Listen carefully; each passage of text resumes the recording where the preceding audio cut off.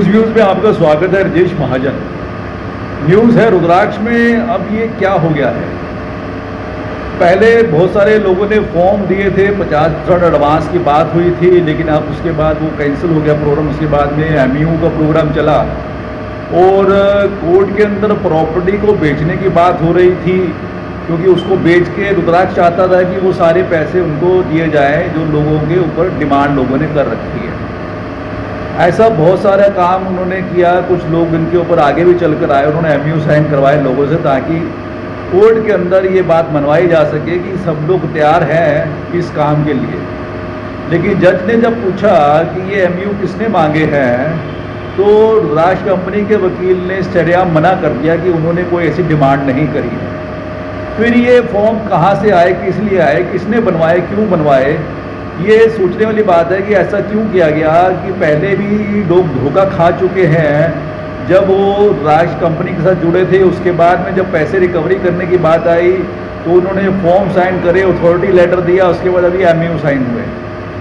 ऐसा बार बार किया जा रहा है और लोग उसको इन बातों से परेशान हो चुके हैं।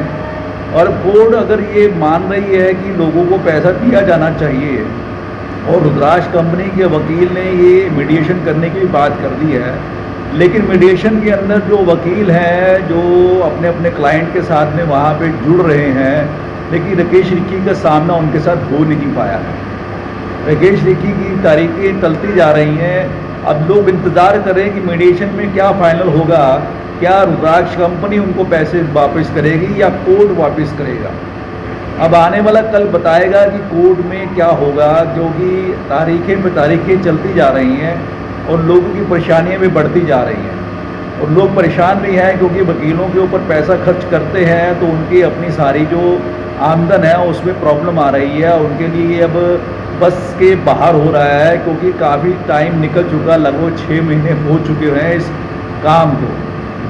और सरकार की तरफ से जो एसआईटी बनाई गई उसने कोई भी ऐसा कोई रास्ता निकाल के नहीं दिया, और अल्टीमेटली उसको ये बदलना पड़ा, एसआईटी को बदलना पड़ा। ये बदलाव क्यों किया गया ये सरकार ही जानती है। क्या उन्होंने काम ठीक से नहीं किया, ढंग से नहीं किया, या इसलिए एसआईटी बदलनी पड़ी, या लोगों को शांत करने के लिए कि हमने एसआईटी बदल दी है, पहले वाली एसआईटी ने ठीक काम नहीं किया, दूसरी एसआईटी हमने बना दी है।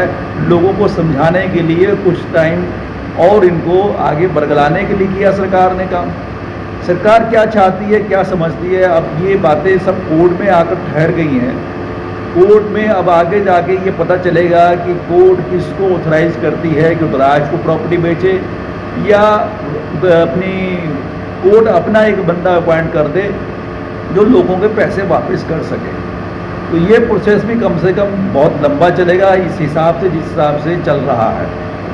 आप देखते हैं कि लोगों का जो पेशेंस लेवल है, सब्र कितना देर तक रहता है। धन्यवाद। जय हिंद।